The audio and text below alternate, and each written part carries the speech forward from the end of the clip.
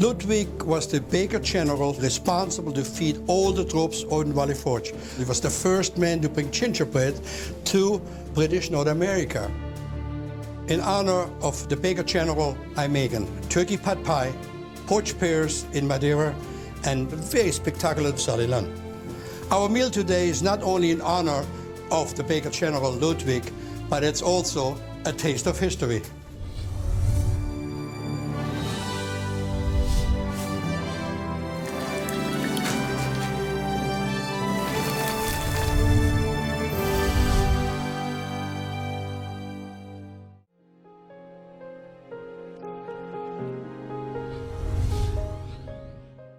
Christopher Ludwig was an extraordinary baker from Germany, but he ended up as a legend for supporting the Revolutionary War in America. It has often been said that an army marches on its stomach, and well-fed soldiers hold the key to victory. General George Washington was keenly aware of this when he persuaded Congress to appoint Christopher Ludwig the Baker General of the Continental Army. He met with George Washington, discussed the needs of the troops with Washington. He ate with Washington at Valley Forge. He was very, very well respected. German-born Christopher Ludwig was well prepared for the pivotal role he played in the Revolutionary War. He was really a baker. He wasn't the commissary. He was essentially the baker general. The men would have bread, if nothing else. Born in Gießen, Germany in 1720, Ludwig learned the baking trade from his father. When he was 17, he left home and enlisted as a private soldier. He traveled a great deal through Europe, and his second career was as a sailor, and that's how he arrived in Philadelphia. Philadelphia is situated really in the middle of the breadbasket of the middle colonies of British North America. Southeastern Pennsylvania is a wheat-growing region. Many streams along which mills have been built, grind the grain to produce flour to feed a burgeoning baking industry in Philadelphia. But there are niches that he sees that are not being filled, and one of those is the sort of higher-end confectionery business, making gingerbread and other confections. So when he returned to London, he learned the art of gingerbread and confectionery baking. He not only has the skills that he's acquired through apprenticing in the baking trade, but he brings along some tools of the trade, among which were a number of these hardwood blocks known as cookie boards. And this is actually an original surviving cookie board that Ludwig brought with him from London to Philadelphia. He went from being a soldier and a sailor and an apprentice baker to owning 9 or 10 row houses in Philadelphia and several farms in Germantown.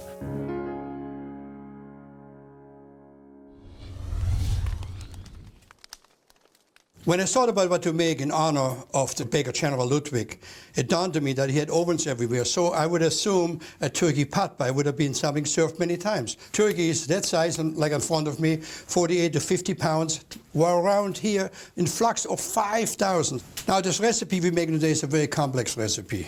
First of all, you want to remove any gizzards that's in there. They're usually hidden underneath the front and usually on the inside. I already have a stock started on the fire, so let me add it into my existing turkey stock. So the stock plays a very important part, and basically it's just the whatever you find of the turkey and some root vegetables, and cook it down a little bit.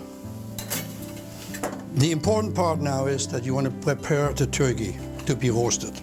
And to prepare the turkey, you want to take your hands in between the breast bone and the breast meat and the skin. And you want to be very careful. You don't want to rupture the skin. And you basically just have your hand in there. There's just a little bit of a tissue in between to open up so that you'll be able to stuff the herbs in it. So here we go. Now, I do not like to cut my herbs. I like to break them. This happens to be sage. I happen to like oregano. Some chive is good too, and parsley. The only thing I wouldn't put in here is rosemary. Now you're gonna add in oil and some pepper that I pre-ground. Now mix it up really good.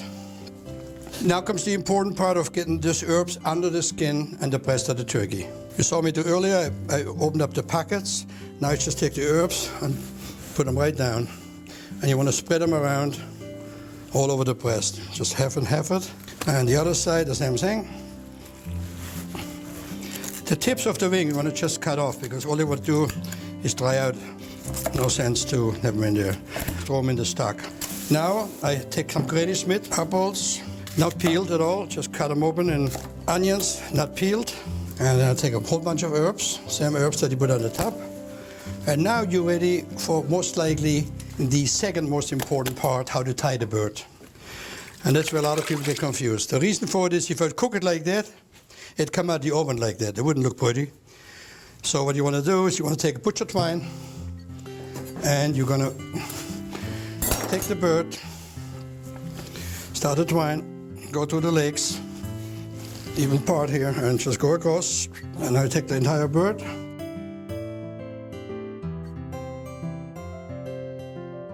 The string, you take the flap of the skin, tie a knot.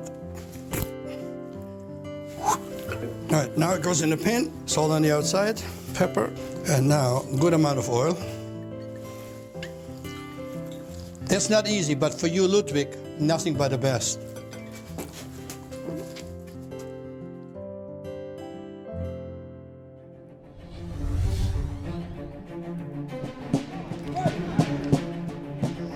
Ludwig was a fierce advocate of the revolution and contributed his own money to the cause.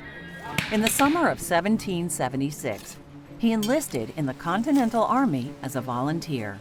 Just within a month or two of the Declaration of Independence, it seemed as though maybe the American Revolution would be snuffed out almost before it began because of this overwhelming British army which had landed at New York and had Washington's army in retreat.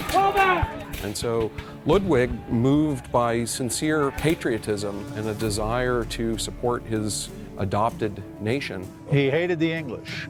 It was quite simple, and he actually served as a spy for Washington.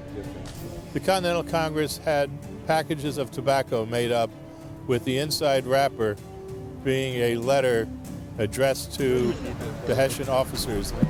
And Ludwig's job was to take these packages and hand them out to the Hessians on Staten Island in disguise. He spoke the language and he knew the people and tried to convince the Hessian soldiers that they would be far better off as citizens of this new country than as mercenaries for the British. His plan worked, and a large number of Ludwig's countrymen deserted the British Army. During the war, Ludwig was often short of supplies. He advanced his own money and even sold a house to obtain necessary cash. He was one of many, many important people in the American revolutionary process whose names haven't survived. Although Ludwig's name survives today because he left his entire estate when he died for the education of impecunious or penniless Philadelphia school children.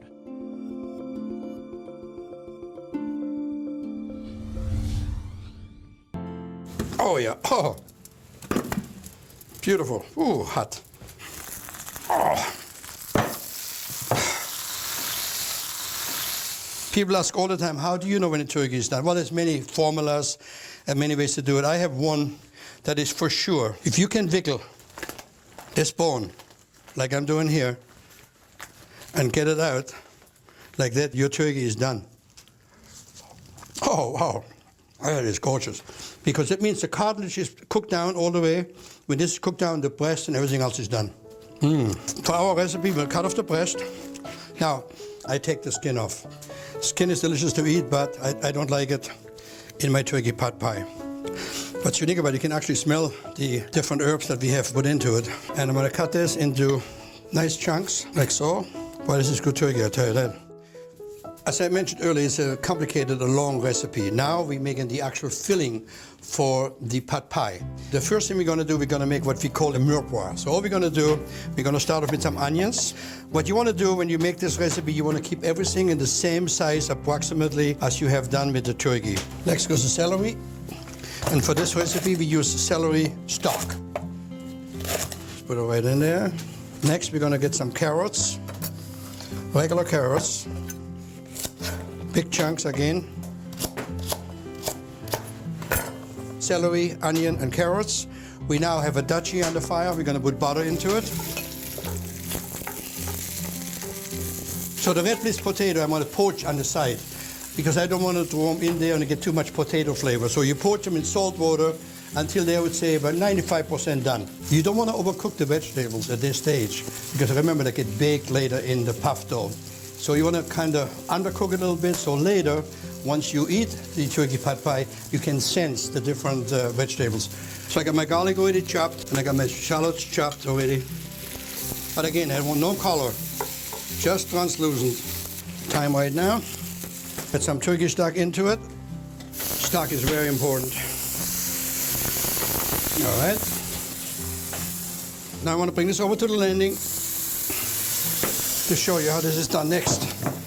So basically what I have in here is the root vegetables you saw me putting into it, deglazed with some of the turkey stock. What comes next is my secret weapon, and that is the drippings that I saved from the pan. I'm adding it now. You're going to add a couple of ladles of the drippings right in there. That is like the goodness that really kicks it up. Now comes the mushrooms and the peas. Going there right now. Peas. All right. Now comes the potato. And the potato I pre-blanched. So the starchy liquid I don't want in my pad pie. Now comes the goodness. That's the cream. Salt and pepper. And now a bit of white wine. Now, true to our tradition, if you watch the show before, you see me cook in reverse cycle, meaning now I add the beurre manier. When you look at many cookbooks, they tell you to make a white roux and then add it all into it. And a fireplace like that, a white roux would be very dangerous. So all I'm doing now is I'm taking the beurre manier and I steer it gently under the mixture. Now it goes back on the stove for the butter to melt and the flour to bind. Now comes the turkey into it. Mix it all together. So what's important is that you want to have this appareil set up to be cold. Have maybe 4 hours and then to let it chill. Because if you put it hot into the puff dough disintegrates. Many recipes you hear about blind baking. And today's technique, a lot of people do blind bake by using black beans or anything in there. I recommend when you do that, just take a fork and kind of tip it in like that a little bit so that it doesn't rise too high. And you want to just spread it out good. So I got the dough right here, laying it over. There we go. And then you want to really egg wash it. And it will take maybe 25 minutes, if that, for it to get nice and golden brown. That looks so good. Spectacular. What a flavor. All comes together in harmony.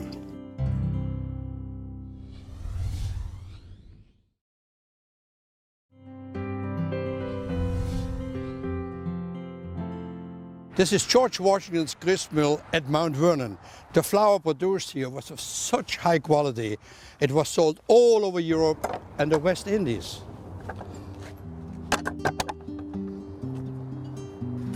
Steve. Hi, Walter. How are you, sir? So good to meet you. You know, I'm very intrigued how George Washington and his gristmill all came about, and I'm here to learn.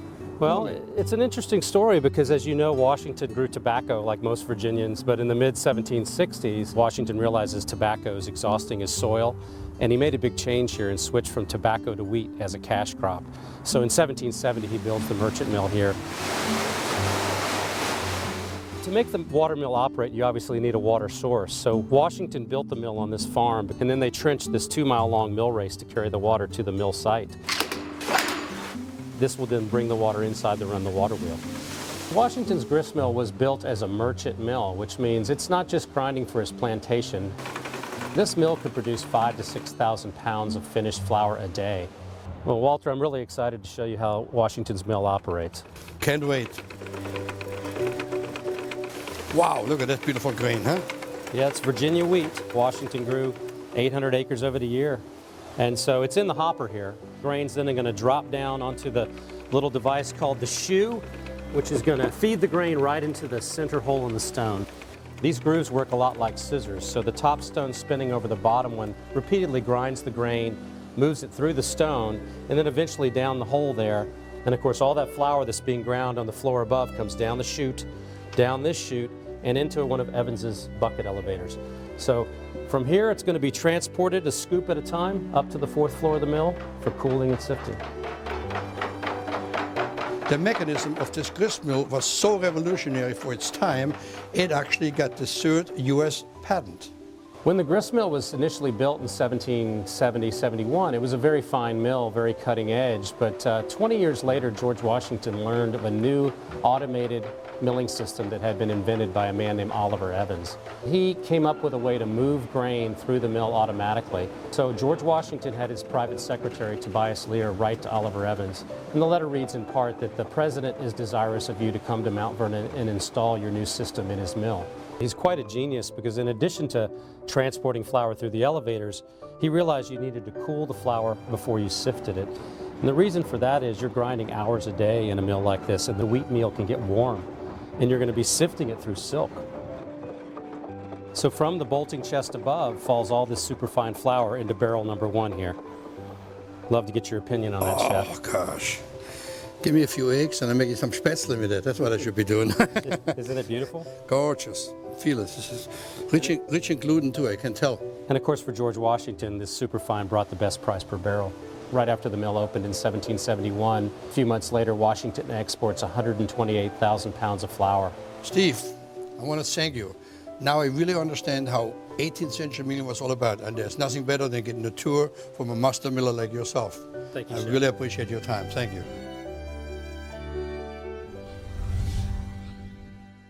We've always used Stellino for so many things, our breadcrumbs, our bread pudding and all that, but we have never shown our viewers how to actually make it. So I'm so excited to have you here, so show me. It's really very simple, just a handful of ingredients. We'll start with our yeast, which we need to activate, of course. So this here is instant dry yeast. You could, of course, use fresh. And we'll add 1 cup of warm water. You can feel that this is nice and warm. A little bit more than room temperature. Baking is a science, so don't improvise on the recipe. There's what you got to follow. When I say there's no right, there's no wrong, the other way around. There's only one way. Especially with bread. Yeah. So this should just take a moment. And you can already see. It comes bubbling right away. Yep, absolutely. So next we'll add our sugar. I have never found a huge difference between like cane sugar and different sugars in this application. So we'll go ahead next with our milk here. Adds to the softness of the dough. And eggs. Just go ahead and crack 2 of these. And I'm just going to go ahead and mix this up with my hand. And if you would grab the butter that's been melting over the fire. You make cutie little duchy. Look at it. Absolutely adorable. You want it in? Absolutely.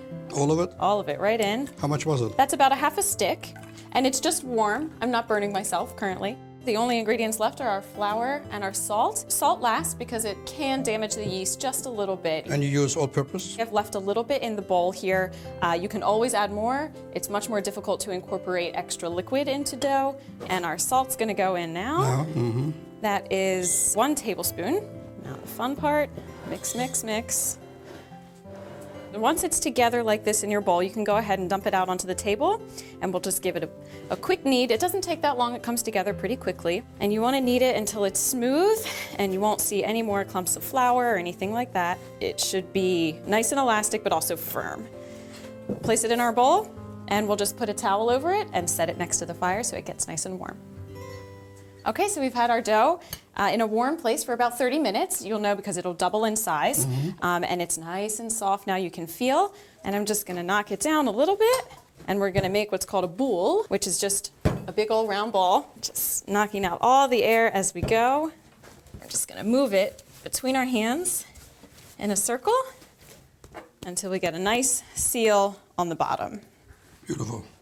Take your thumb right through the middle and just move it circularly over your hands. Roll it until it's just big enough to fit over your center hole in the pan, which has been nice and oiled so it doesn't stick. Press it down. And now you let it rise a little bit more. Another 20 minutes to a half hour, depending on how warm your spot is. If you don't have a proof box at home, a great space is on top of your oven as it's preheating. That'll be warm enough without burning the bottom of the bread. So back to the fire. So our bread has proofed in the pan, and we put it into the oven, 350, 375 degrees for 30 to 40 minutes. And the number 1 key for telling when bread is done is as you're tapping it, Talking to it. it will sound hollow. What it has to say. I say, my name is Salilan. What makes it so good, it's so light. That's why people like it so much. Oh, yes. It's just such a beautiful flavor. Oh, yes.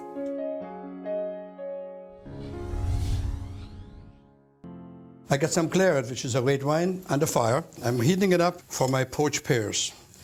Poached pears would have been a favorite 18th century dessert. And why was that?